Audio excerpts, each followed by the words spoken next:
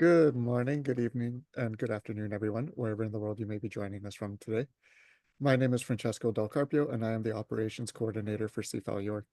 I would like to officially open the 18th session of the Climate Change Emergencies and Cultural Heritage Speaker Series, which is being presented in partnership with Heritage Ottawa and World Heritage Catalysis. I would like to begin today's session with a land acknowledgement. We acknowledge and recognize that many Indigenous nations have long-standing relationships with the territory upon which our campuses are located that precede the establishment of York University. The area is known as Takaranto and has been caretaken by the Anishinaabe Nation, the Haudenosaunee Confederacy, and the Huron-Wendat. It is now home to many First Nation, Inuit, and Métis communities. We acknowledge the current treaty holders, the Mississaugas of the Credit First Nation. The territory is subject to the Dish with One Spoon Wampum Belt Covenant, an agreement to peaceably share and care for the Great Lakes region. As this is an online event, our participants may be joining from various locations, so I strongly encourage you to learn about the traditional land upon which you are located. With this, I would like to welcome our moderator, our speakers, and our participants from around the world. Welcome to our webinar. It is now my great pleasure to introduce today's moderator, Dr. Kourosh Atarian. Dr. Kourosh Atarian is an associate professor of architecture at the Jundi Shapur University of Technology and a postdoctoral fellow at York University. In 2018, Dr. Atarian became the vice chancellor of the Jundi Shapur Research Institute at the Jundi Shapur University of Technology. Dr. Atarian's research focuses on cultural heritage and architectural engineering. His research has been published in numerous leading journals on architecture, cultural heritage, and sustainability, and has been published in several books. Dr. Atarian is also a reviewer for several journals, including the Journal of Building Engineering, the Journal of Asian Architecture and Building Engineering, and the Journal of Cultural Heritage Management and Sustainable Development, among others. Dr. Atarian, thank you very much for moderating today's session. The floor is yours.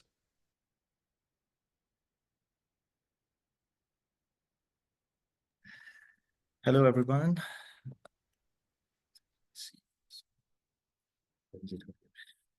Hello, everyone. My name is Kourosh Atarian. I will be the moderator for the last session of Climate Change, Emergencies, and Cultural Heritage in 2024, and we will continue it in 2025 as well. Thank you, Francesco, for introducing me. The whole thing, usually you would say that. In this session, Candice Bogdanski is our guest speaker, and she will speak on localizing global imperatives, cultural heritage, and climate change at the municipal level.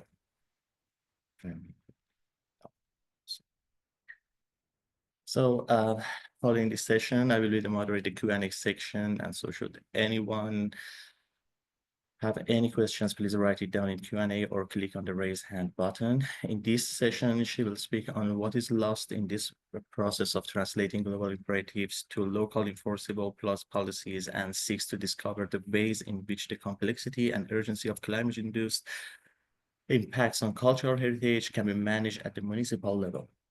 To know a little bit more about the Candice works, Candice Bogdanski is an architectural historian, heritage consultant, and educator based in the Niagara region. She has a master's in art history from the University of Toronto, and she's preparing to submit her doctoral dissertation for the York University. She spent over a decade as an undergraduate course developer and lecturer in art history, architectural history, and visual culture before transitioning into the heritage field over 5 years ago. Candice has held positions in private sector as heritage consultant, project manager, and gained federal heritage conservation experience as a historian for Parks Canada. Currently, Candice is a senior heritage planner for the town of Niagara-on-the-Lake and is a faculty member at Willowbank School of Restoration Arts. Thank you, Candice, for joining us today. The floor is yours. Thank you so much for that warm welcome, and thank you to everyone who's here attending today. It's such a great privilege. I do have a bit of a start that expands on Dr. Atarian's wonderful introduction, but I'm trying to sort of tie that into my discussion today. So I think the first course of order is just to make sure that I'm sharing my screen and that everyone's able to see that okay.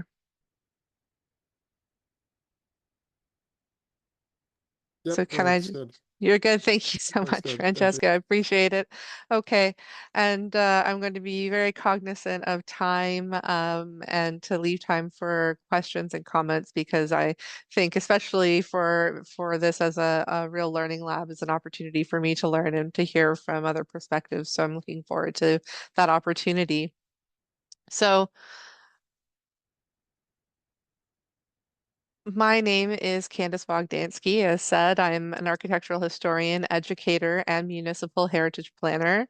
It is a very distinct pleasure to have been invited to participate in CFL York's Climate Change Emergencies and Cultural Heritage Speaker Series.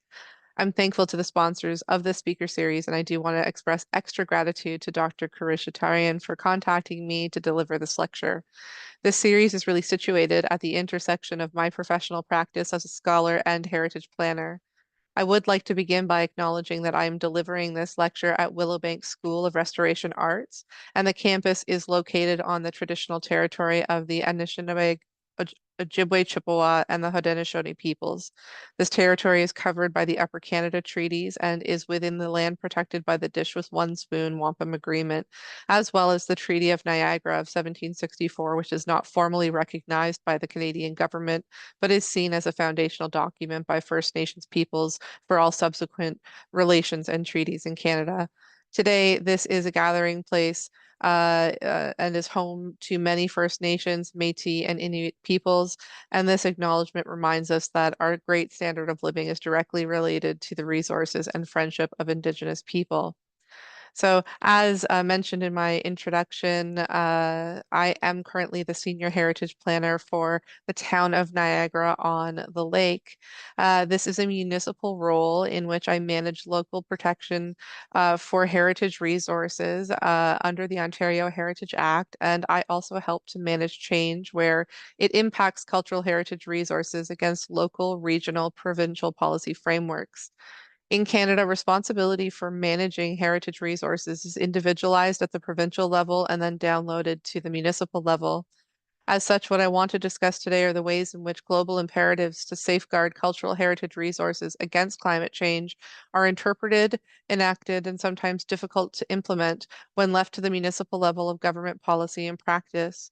If, however, we can recognize that preservation is in itself a defiant act in the face of climate change, and further that preservation is not a single act but an ongoing action, it becomes very possible to apply a lens of sustainability and adaptive and mitigative climate impact approaches to the management of heritage resources at the local level.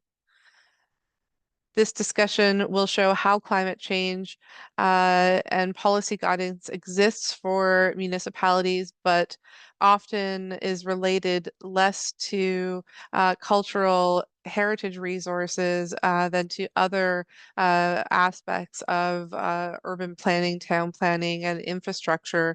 In fact, the absence of cultural heritage in these municipal guides to responding to climate change is quite conspicuous in its absence. So to begin to provide context for the focus of the lecture, I'll explain how my background anchors me in the built environment and fuels my personal call to action against climate change and its impacts on cultural heritage resources. I was first introduced to the field um, of cultural heritage and questions surrounding so-called best practice as it relates to methods of conservation in my doctoral research. Focusing on the transmission of architectural style in the medieval North Sea world, my research on Nidaros Cathedral in Trondheim, Norway, could not have been seen complete without an investigation into its modern history. The cathedral, which was constructed in the latter half of the 12th century through to the 14th century, became a site of national significance when Norway reasserted its independence in 1814. And it looked to the dominance of the medieval era as a golden age that would be represented through the wholesale restoration of Trondheim Cathedral, which had fallen into a state of disrepair over the 16th century. The cathedral, as you see here on the slide, was unroofed and also had not completed its west facade. So dynamics of heritage preservation and practice that evolved significantly over the course of the 19th and 20th centuries were rooted here in embodied symbolisms of national pride and identity, And this really plays out on the cathedral as it was restored over time. The efforts to intervene in heritage preservation are prevalent in Western Eurocentric contexts, including North America, where built heritage is often rooted in colonial and imperial contexts. But in practical terms, here in this unique cathedral, the most northern of all medieval cathedrals, the unusual use of locally quarried soapstone rather than sandstone or limestone was more common for medieval cathedrals, has made the restoration of Nidra's cathedral site of innovation, both in preserving the softer soapstone against erosion and weathering in the harsh Norwegian climate, and in undoing the damage caused by early restorers who used problematic materials like Portland cement to repair fissures across the building. So this case study became a basis for my interest in transferring my knowledge to become a participant in built heritage conservation in theoretical, rhetorical, and in practical terms. In Trondheim, a workshop continues to employ medieval methods of masonry carving to repair and restore the cathedral. What I have learned is not only that heritage preservation is an ongoing process, one that cannot be static and must respond to evolving best practices, but there is also more to value about built heritage than the apparent completeness of a structure. If we can extend an understanding of value as inherent in the very practice of conservation and assign meaning to the materials themselves, we can find solutions to address climate impacts on cultural heritage, some that already exist, like adaptive reuse and circular economies, and others that are yet to be discovered, but can all contribute to the value of the historic resource over time. As I shifted into the federal work, I was evaluating buildings for the Federal Heritage Buildings Review Office. I used their building reports evaluation report system. I was trained in the federal framework for history and commemoration. In this and my subsequent practice as a municipal heritage planner and private sector heritage consultant, I anchored my approach to conservation in following the best practices as outlined in the standards and guidelines for the conservation of historic buildings in Canada, which was last updated. Sorry, I'm trying to get to the slide there. Last updated in 2010, focusing primarily on built heritage and historic materials preservation, though also including guidelines for cultural heritage landscapes and heritage conservation districts. The standards and guidelines, as they are most familiarly known, are rooted here in an emphasis on built heritage as the paramount concern for those responsible for conserving the fabrics of their cities. It should be noted that while it is a common practice in Ontario to refer to the standards and guidelines as part of municipal policies and directives, the standards and guidelines itself is not a policy framework. It is a best practice without an enforceable onus. So as I prepared for this lecture, I confronted the ways in which my personal and professional politics intersect, and how local heritage preservation in the Canadian context needs to be considered against the impetus of impending climate impacts on built resources. So prior to the standards and guidelines, ICOMOS Canada prepared the Appleton Charter for the protection and enhancement of the built environment 1983. This document, as you can see on the slide, acknowledges the Venice Charter of 64, the Borough Charter, then 81, but since has been actively revisited and updated, as well as the Charter for the Preservation of Quebec's Heritage, the Deschambault Charter, as its precedents. In the preamble, the Appleton outlines its central goal that the sound management of the built environment is an important cultural activity and that conservation is an essential component of the management process. The Appleton Charter primarily focuses on providing a framework to guide decision-making regarding interventions to preserve cultural heritage resources. In its straightforward approach with well-defined terminology and charts that consider the relationship between levels of intervention, the activities that may affect a heritage resource, and the scales of intervention, the Appleton Charter provided a baseline for heritage conservation anchored in its core principle that respect for the existing fabric is fundamental to the activities of protection and enhancement. This approach has remained well suited to my academic expertise as an architectural historian. And in terms of cultural heritage practice and targeting climate change, I draw frequently on the quoted words of architect Carl Elefante, "The greenest building is the one that already exists." But as I'm sure those attending and those who have attended other lectures in this series and are also heritage practitioners know, this is an oversimplification that at best avoids the demolition of a building and its embodied carbon, but at worst can be a reductive approach to the interpretation of cultural heritage significance and understanding value as a driving force to guiding the practical intervening conservation of cultural resources. Many of these bigger philosophical and theoretical questions, asking why we conserve, who decides what has value, forces us to constantly reevaluate how we can become the best stewards of heritage in the present. How do we approach cultural heritage conservation on a day-to-day basis, juggling immediate needs, planning for the future, and following policy frameworks that at once are restrictive and on the other hand, leave so much room for interpretation? When I was approached for this lecture, I considered what I could contribute meaningfully to this series and the immediacy of its purpose to address approaches to cultural heritage management theory, practices, and conservation in the face of climate emergencies. I thought how insignificant rather, my role at the municipal level felt in this context in the face of a global imperative, which is what led to my title for this discussion. So we recognize the importance of cultural heritage for community-based identity and consensus-based intervention per the Appleton Charter and those that have followed in a similar vein. In the context of cultural heritage planning in Canada, locally based heritage management, sharing an approach but lacking a federal directive, collectively has a huge impact that warrants further consideration. At the intersection of climate action and heritage conservation, it really feels ever present in Niagara-on-the-Lake and the Niagara region, where we are situated here at the mouth of the Lake Ontario, part of the St. Lawrence Seaway. We're along the Niagara River, and the small but significant villages are set in rural and natural heritage systems, with the latter particularly tied to the Niagara escarpment ecosystem. That says, the emphasis remains in the first capital of Upper Canada on preserving the integrity of its built environment, which is, of course, of paramount concern. But as I have also have this opportunity to be an educator of future heritage practitioners at Willowbank School of Restoration Arts here in Queenston, I continually seek ways to push the boundaries of interdisciplinary approaches to conservation, the stewardship of historic places, and sustainable communities in theoretical and practical terms.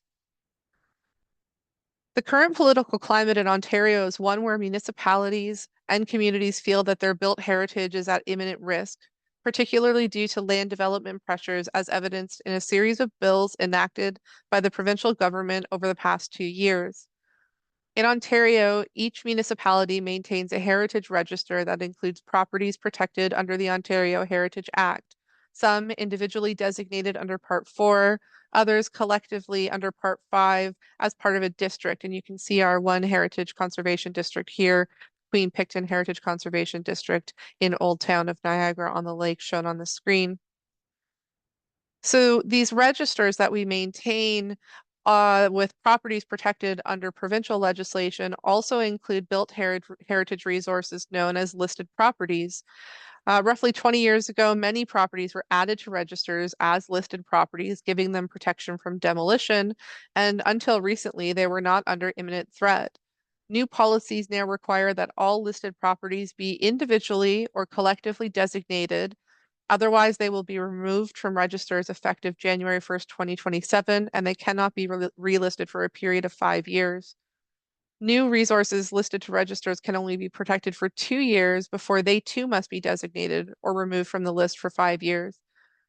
Additionally, it was not uncommon prior to 2022 for listed properties to be designated as part of development agreements. However, municipalities can no longer designate a property in the face of a land development application.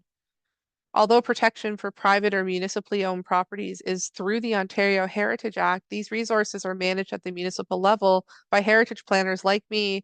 And I can tell you that municipal heritage planners and local heritage advocates alike are scrambling. As a result of provincial policy changes layered with regional and municipal policy frameworks, local heritage planners are fighting what feels like an uphill battle. And in the end, with limited resources, it seems that the best we can do is to save one building or one focused area at a time.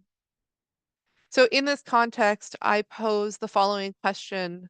What responsibility do municipal heritage planners and their private sector counterparts have to consider sustainable conservation practices beyond preserving built fabric at all costs and encouraging adaptive reuse?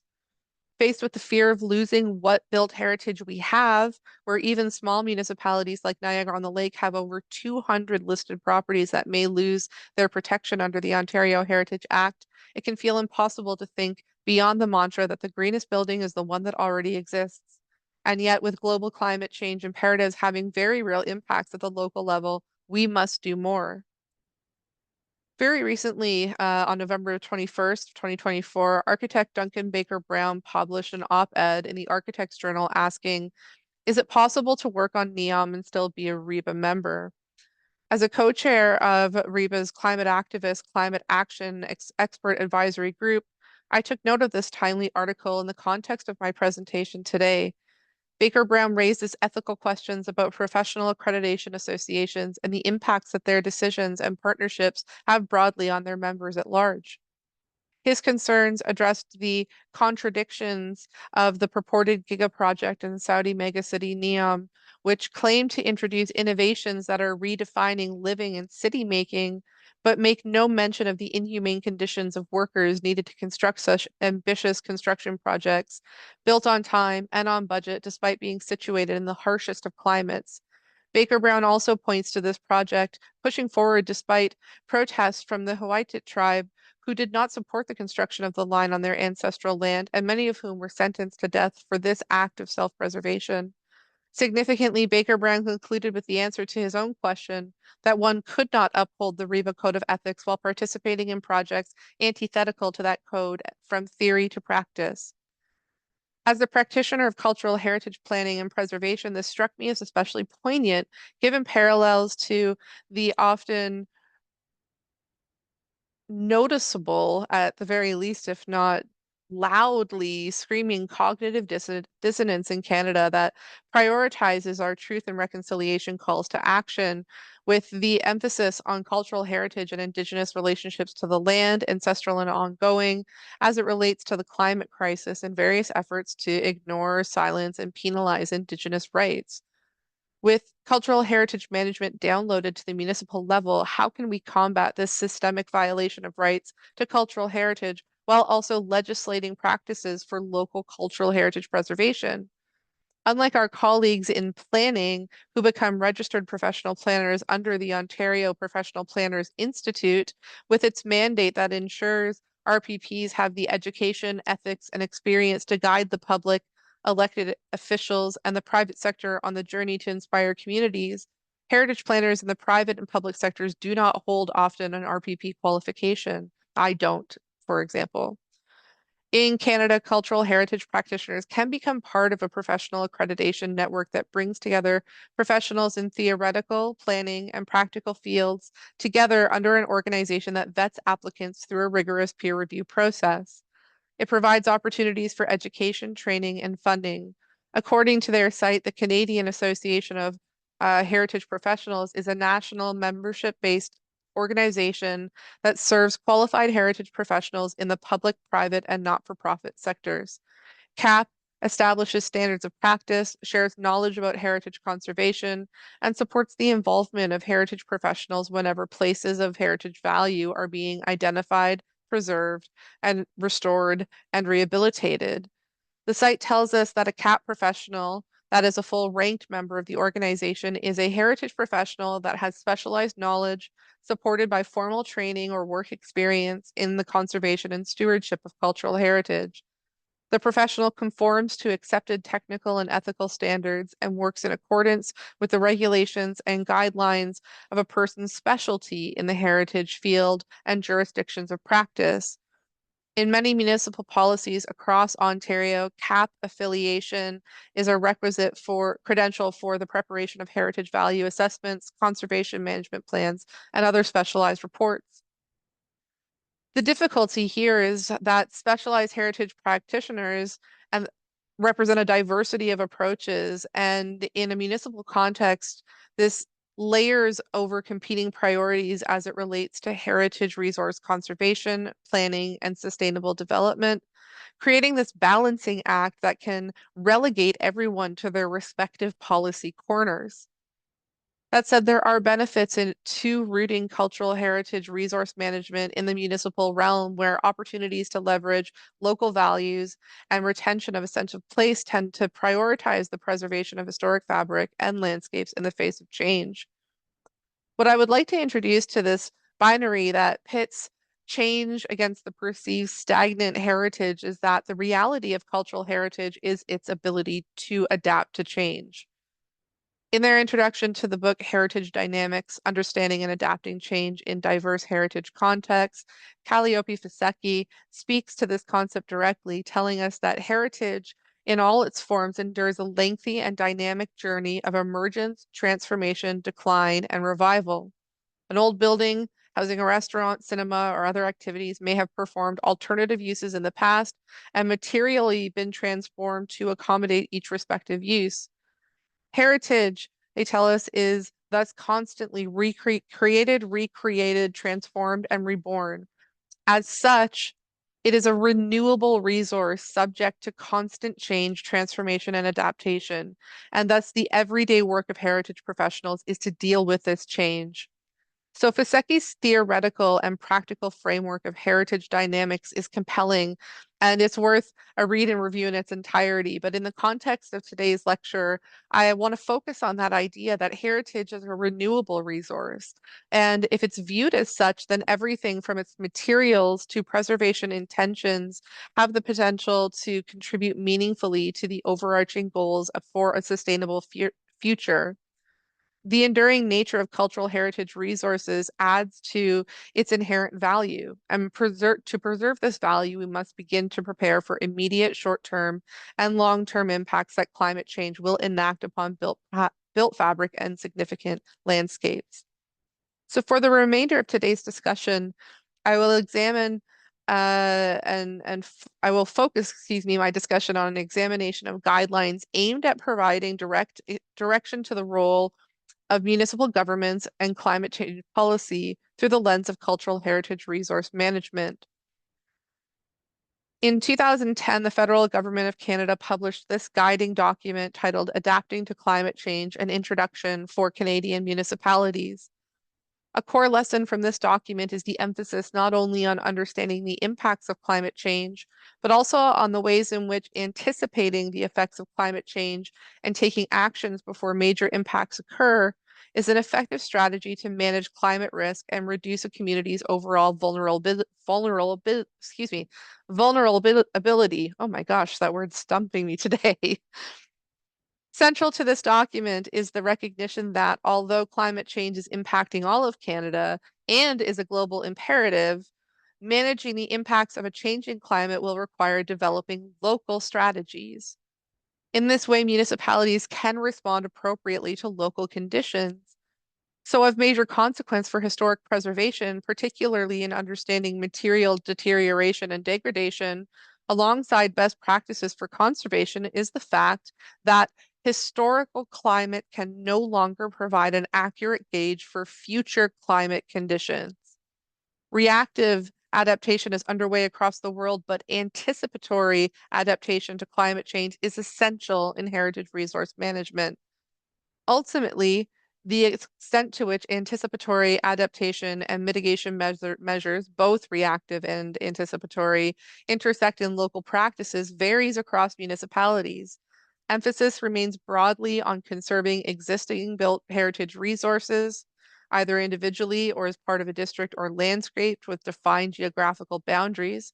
However, provisions for sustainable development as it relates to more common heritage-related priorities, such as, say, visual compatibility, are notably absent from existing policy frameworks. Where climate change impacts have been logically factored into local approaches to infrastructure and land use planning, there is a comparable lack of integrated attention given to assessing, anticipating, and mitigating impacts of climate change on cultural heritage resources. While climate-related action should be a central factor to managing local cultural heritage, particularly in smaller municipalities, heritage policies are lacking intersection with the necessary anticipatory actions to protect vulnerable resources in built environment and landscapes. With no provisions for the protections of intangible cultural heritage within the Ontario Heritage Act, there are few, if any, direct municipal policies aimed at safeguarding these resources as well. In managing risks, this guideline explains that for every climate impact, there is a range of possible responses that vary in time, complexity, and cost. In reviewing the broad categories based on prevailing best practices in heritage conservation in Canada, it is arguable that introducing more direct policy promoting the sustainability of built heritage retention, reuse, either as a whole adaptively changing function or in terms of material reuse and circularity, can be seen as in this framework a quote win-win scenario, referencing actions that reduce vulnerability while also contributing to economic, social, and environmental goals. A similar guide to that produced by the federal government in Canada is that published by the Clean Air Partnership, which promotes sustainable, healthy, and resilient Canadian communities. In its brief guide, Integrating Climate Change into Official Plans and Municipal Decision-Making, CAP similarly acknowledges that municipalities are at the forefront of are at the front lines of climate action. However, many municipalities are seeking additional guidance to better understand how to integrate the principle of incorporating climate change into municipal decision making. This primer focuses on the ways in which official plans offer opportunities for community education as to the ways in which climate change is important to the municipality and how climate actions and commitments at the municipal level align with provincial and federal climate commitments. This guide provided some useful language, but most relevant for this discussion is this proposed overlap between municipal official plans as land use policy frameworks that also have the capacity to introduce climate change language to serve as an educational opportunity for describing the context, science, roles, and commitments of different orders of government, social, economic, and environmental connections and synergies.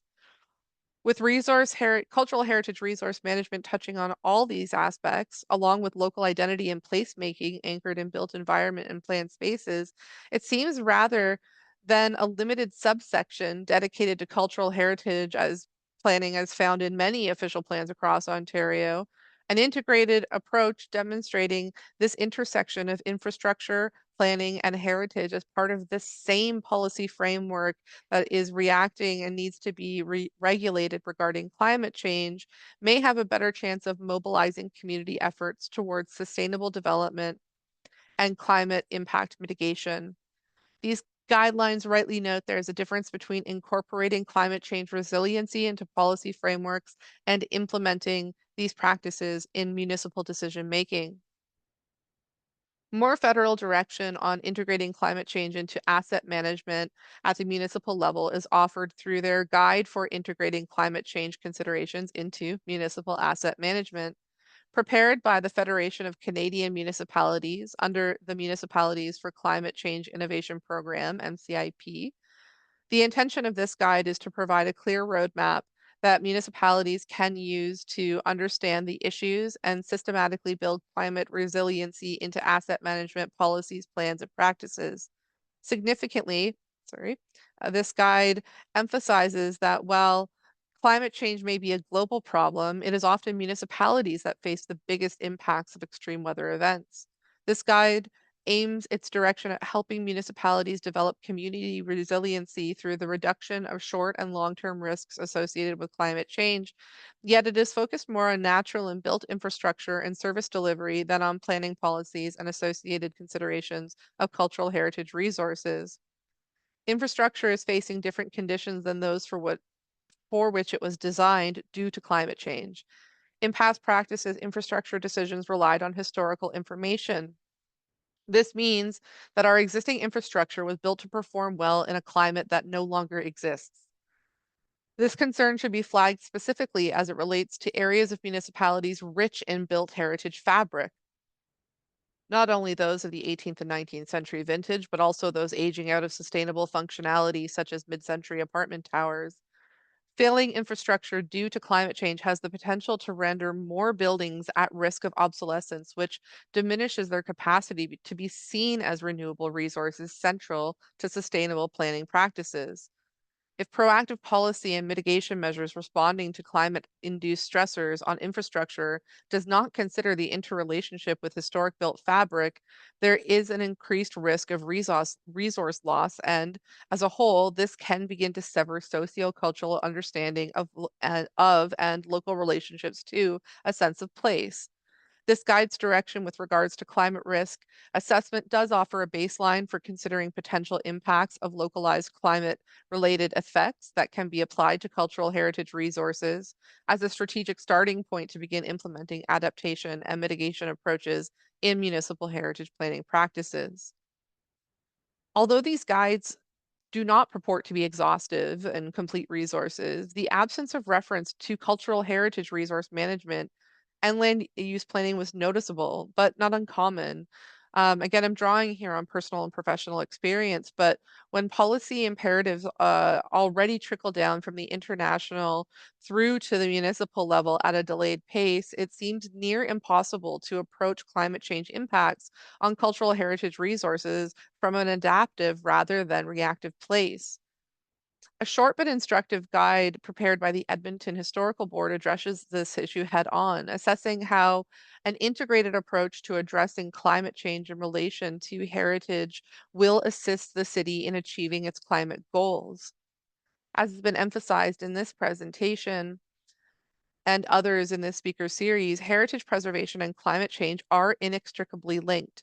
As a whole, heritage preservation mitigates climate change in creating a smaller carbon footprint compared to new buildings. This report draws on the relationship between embodied carbon in existing heritage resources, outlining a stark comparison against the emissions created through new construction.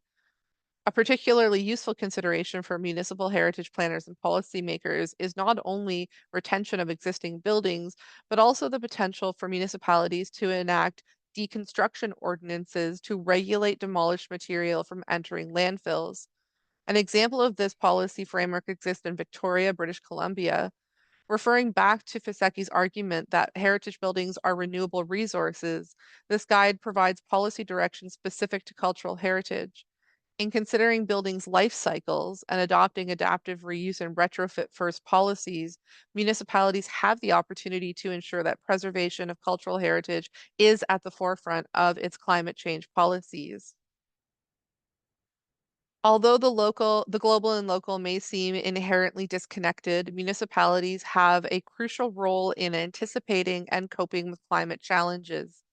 By prioritizing increased climate investments, ambitious urban planning, and robust policies, cities can play a pivotal role in translating global climate targets into locally achievable solutions. Paul Carroll and Eva Aravera examine the intersection of cultural heritage preservation and urban planning, perhaps the most readily overlapping policy frameworks and municipal practices.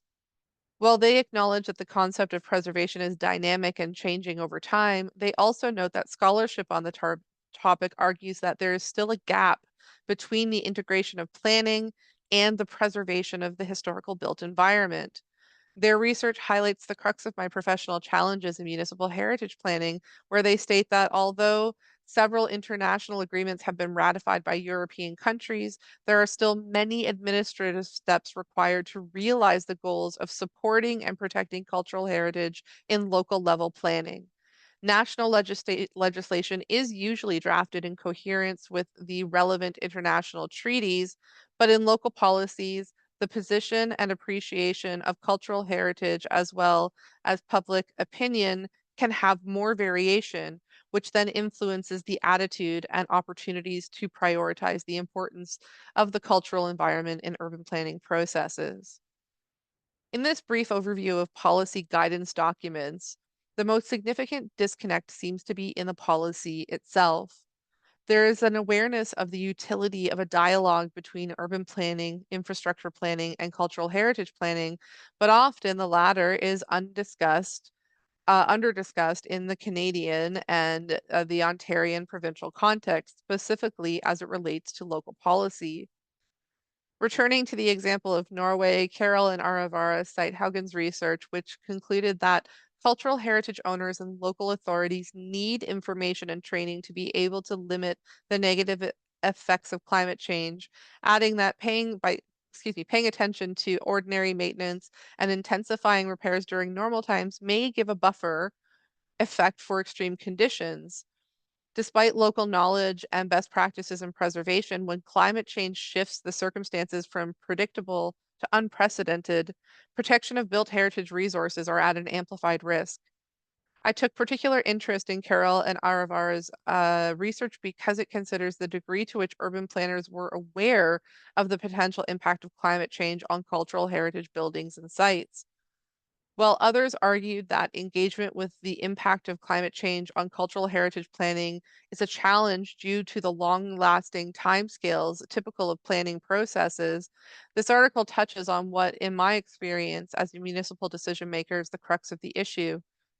In principle, urban planning authorities should consider cultural heritage as a significant part of existing environments, and that the input of this particular group of civil servants is important because their statements play a major role in influencing decision makers to divert public funds towards what is necessary for preservation.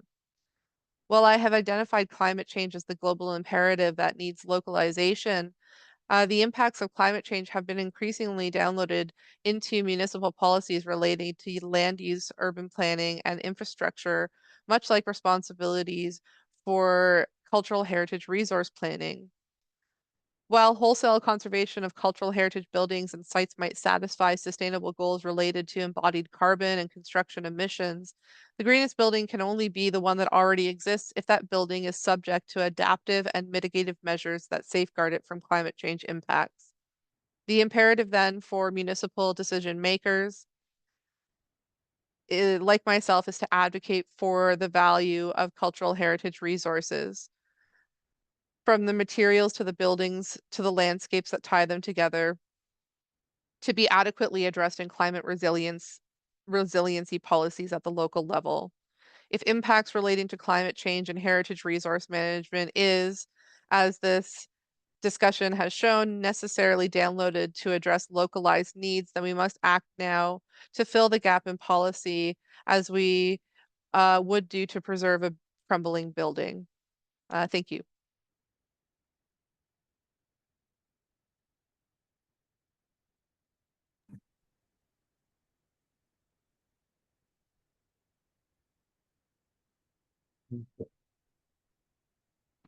So would you like me to stop sharing, Karish, or should I keep it up? Thank you very much. Thank you for your impressive talk. No, it's very beautiful. Let it be. So, I was very impressed by the books and the reports that you said that was very interesting. The publications about finally the last one on the Edmonton, that was very interesting for me. So I have to read it. So let's check for the Q&A section for questions. Okay. And I think we have a question here. Thank you for your great talk. How can municipalities encourage adaptive reuse of heritage sites as a part of climate resilience strategies concerning the considerable cost of conservation and restoration of buildings? Oh, there are two questions. So maybe you want to answer the first one. So I guess it focuses on the cost of the conservation and the strategies of the climate resilience. So if you want to answer it. Sure. Yeah, to the best of my ability, I'll try. With regards to implementing adaptive reuse, even though policies on cultural heritage resource management can be sort of relegated to a smaller section at pretty much every level of of policy making and decision making in our provincial context. So the provincial documents, which is the provincial planning statement, and then through to the Niagara region official plan, and there's even the Niagara Escarpment Commission, but also then the official plan of Niagara-on-the-Lake. All of them will include as one of their primary directives that the building should be conserved. So that becomes the sort of starting point for conversations about adaptive reuse. And I think that there are different ways where this can be done rather successfully. And one of the opportunities that are presented within the perhaps limits of our policy frameworks is that currently using the Ontario Heritage Act really focuses on the exterior of buildings and identifying sort of exterior attributes rather than finding those on the interior. And so that allows for there to be an opportunity in development to update the interior as needed without the restrictions of heritage permits and the cost of heritage conservation on the interior of the building. So it limits the cost investment to the exterior as a way of maintaining sort of public facing heritage value. Thank you very much. The another question is, how can municipalities address the urgency of climate impacts while navigating the often slow and complex process of the heritage planning and policy implementations? Oh, Interesting that's question. that's the question, really. Yeah, how that's the question I've been grappling with, and I think you felt that I'm sure during my talk that I'm still grappling with this question, because when I started, I just felt like, oh gosh, this feels so um so insurmountable. And I think we all sometimes are feeling that at various points in our work as we consider climate change resiliency, adaptation, mitigation. um but what I learned, especially in sort of conducting more research and going through these guides, I focused on those guides simply because I think this topic could have been expanded exponentially. And I thought, let's see what we're being told to do. One of the primary directives was not only to, introduce sustainable policies within official plans, which are kind of our planning document that guides the development and change in municipalities, but also that there should be the development of like a climate action policy in different municipalities. Some have already accomplished this. And so that would be an opportunity to give a specific directive that is accommodating some of the direct concerns that would be addressed at the local level for their sustainable and implementing kind of climate change policy directives in a way that is specific to the local area. And I think in doing that, it allows that kind of not compartmentalization, but really allows to cater those policies to something that can be implementable rather than feeling sort of very big and difficult to overcome. And you can see this is a picture of our area at the mouth of the Niagara River. So there are a lot of these types of colonial built fabric towns on waterfronts that are going to be facing, not only the sort of usual erosion that occurs in these climates, but there are going to be rapid changes that I think are necessary to consider when we also have aging infrastructure and just general kind of preservation challenges. So that was one of my takeaways that I didn't talk about directly, but that there was a recommendation for this sort of specific policy framework in addition to an official plan policy that could maybe accelerate sustainable policy development in municipal practice. Thank you. Yes. Thank you very much. So I guess we have another question here by Heidi. So Francesco, also, this is the question, or she Great. wants to. Yes, thank you. Thank you. My name's Heidi, and I am coming in with both a cultural and a landscape architecture, environmental planning, Indigenous-led, and landscape ecology background. So I noticed that when throughout the conversation, there is a lot of reference to integrations and confounding policies and practices between the urban planning, infrastructure, and cultural heritage, but no mention of biodiversity and the roles that this plays in everything from fire and flood barriers to roots preventing erosion and flooding. Like it's loaded and there isn't time to get into it, but landscapes have multiple functions and roles and meaning and significance that fall under many policy frameworks that are rarely addressed, and I don't know how many people are actually trained to recognize all those integrations. In the part that I just pressed send on in the chat, I mentioned that in 2022, the United Nations Environment Program decided on a common definition of nature-based solutions, which includes a lot of the cultural, humanitarian, humane, economic, a lot of intersecting values of a just and progressive society. A lot of the things that you mentioned in passing briefly. It was a loaded conversation, sorry. It's hard to slow down long enough to really take it all in. But I'm wondering if there's an absence in the nature-based solutions definition, or more importantly, an opportunity for your work and municipal heritage workers, professionals, to benefit from what's going on in the nature-based solution area, the contributions that landscape ecology and ecosystem functions can play, and the roles of landscapes beyond just being object-like heritage features and districts. Yeah, absolutely.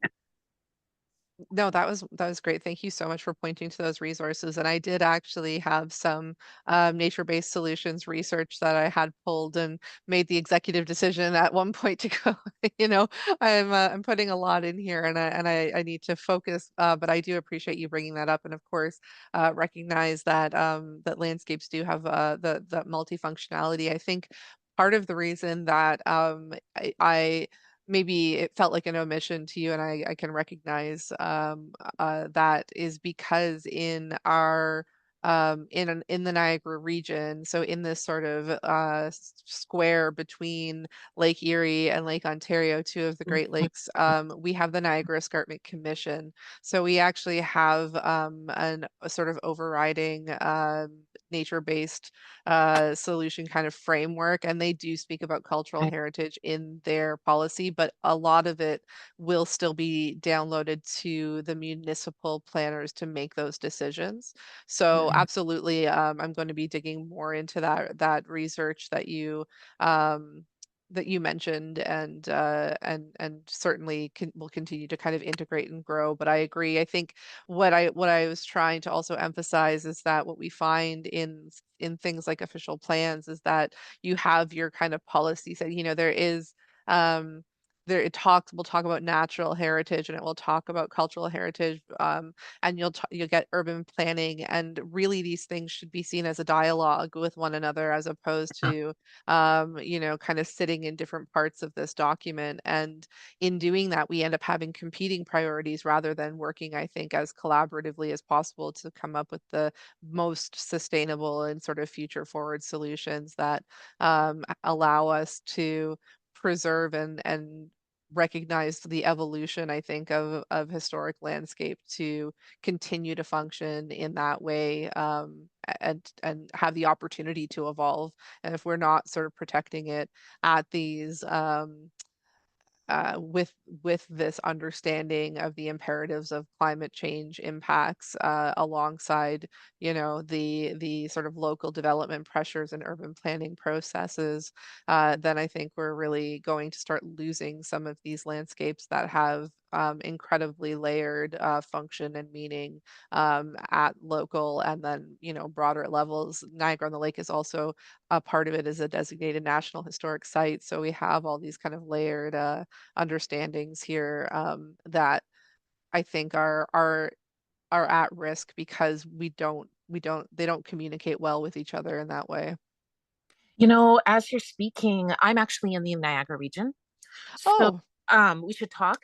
But as yes. you're speaking, it occurred to me, I don't know if this is innovative or not, but if the climate data is no longer relevant in terms of policy or pragmatics, what if historic ecosystem functions, such as flood zones, could replace that?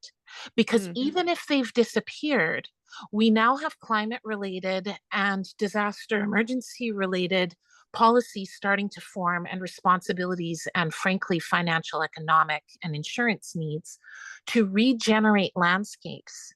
And the idea of ecosystem functions, not that that's the best word, but I'll use it for the sake of brevity here. What if historic ecosystem functions, whether they've been damaged or not, could be regenerated and used as data in place of absent climate functions? Because mm. when the rubber hits the road, or the climate hits the soils and plants and buildings, climate change is really about landscape function change. So there's a possibility of oh, a pathway forward, maybe. Yeah, absolutely. I appreciate that suggestion. And definitely knowing that we're local to one another, and we most certainly should connect. I'll reach out. Thank you so much. This is so loaded. I'll have to listen to it 10 times. Thank you. Oh gosh, okay. Well, I appreciate that, and I'm really grateful for your comments and thoughts. I'm looking forward to continuing that discussion with you. Thank you. Bye. Thank you, Heidi, for a great question. And thank you, Candice. It was our first time for, we have the guest from municipalities. So thank you for your time. Thank you, everyone. It was a very great talk. Now turn back to Francesco, if you're here, or if there is any, no, I can see another question here. Sorry, Francesco. So I had another one. I didn't see that. So is there any needs analysis and action plan for protecting cultural heritage assets from the negative effects of climate change? Like, let's see. I'm sorry, I'm just looking to see the question Is there any myself. needs analysis and action plan for protecting cultural heritage assets from the negatives? Yes. So Yeah, I mm, think that there is. I think that, and there have been conversations like through the Canadian Association of Heritage Professionals, and in conference like the National Trust Conference just happened. Like there is a sort of layers of networks that can help to provide that analysis, but I think there's recognition that everything needs to be updated, and the concern is that the length that it takes to update policy then as soon as it's enacted and in force and effect is already behind the curve again.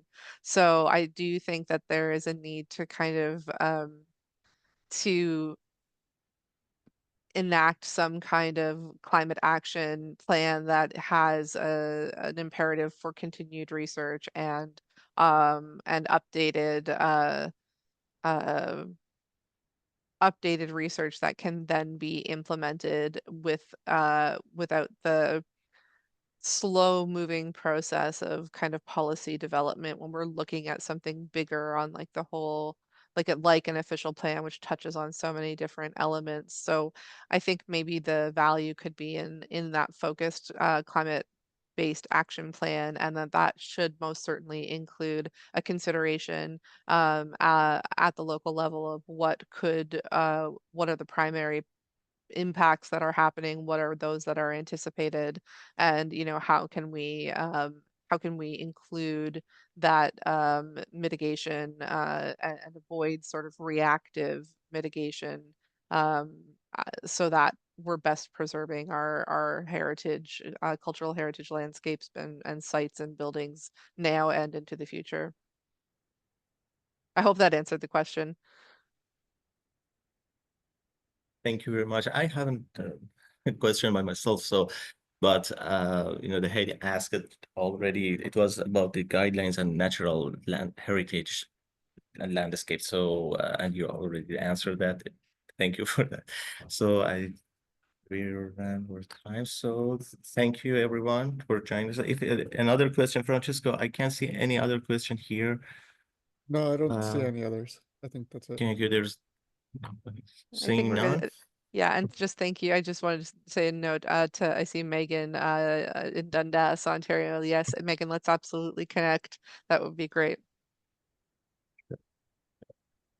Thank you. Thank you, Candice, and thank you everyone who joined us today. So let's see what we have in 2025 in the speaker series. And Francisco, you will announce our next session. So we'll hand it back to you. Thank you, Candice. It was a very great opportunity to have you here, and thank you to accept our invitation. So Francisco. Thank you so much. It was a real honor to speak. I appreciate it. Thank you so much. Yeah, I'd just like to echo my thanks as well. Thank you so much, Candice, for that great presentation. Thank you, Dr. Atarian, for moderating the session and helping put together the session for today. And of course, thank you to everybody in the audience for taking the time to be here, participate, ask questions, comment in the chat. Yeah, we really appreciate being here. I hope you enjoyed the session. Just as a reminder, we are recording this session and it will be put up on our YouTube page and on the event page. So if you'd like to revisit the presentation, share it within your networks, anyone who might not have been able to attend but would be interested, please feel free to do so. And as Dr. Atarian mentioned, this is the last session for this year, but we will be back January 6th. It will continue to be a monthly series with sessions on the first Monday of every month. So please keep an eye out on your emails, and we will be sending out reminders closer to the next session, which again will be January 6th. And so with that, I hope everybody has a great day and I hope everybody enjoys their holidays. And we will hopefully see you all back in January. And please share that registration link within your networks, as well as registration is always free and open for the whole series. So with that, just one last big thank you to everybody. I hope everyone has a great day. Thank you. Thank you. Thank you, Dr. Lombardi, for joining us today. Thank you, Cecily. Thank you, Professor Janito, and thank you, Burgess. And thank you, everyone. Thank you, Candice. Thank you very Have a great much day. to you. Bye-bye. See you.